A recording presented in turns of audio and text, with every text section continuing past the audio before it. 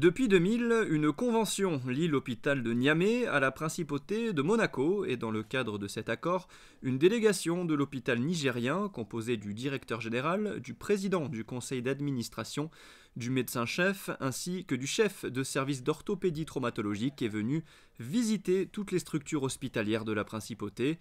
Lundi, elle était de passage au centre hospitalier Princesse Grace.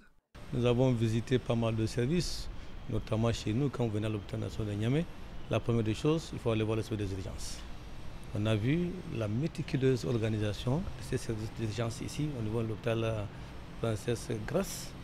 Et après, nous avons été voir le service de kinésie. Le service de kinésie, où nous avons été surpris, bon, pas surpris, mais notre premier jour a coïncidé aussi avec le premier jour du stage de notre service de kinésie de l'hôpital national de Niamey, à qui ils ont gracieusement offert 2 mois de stage. Et ça, c'est très important. Des missions sur le terrain permettent le perfectionnement des cadres de l'hôpital de Niamey et l'accueil de stagiaires.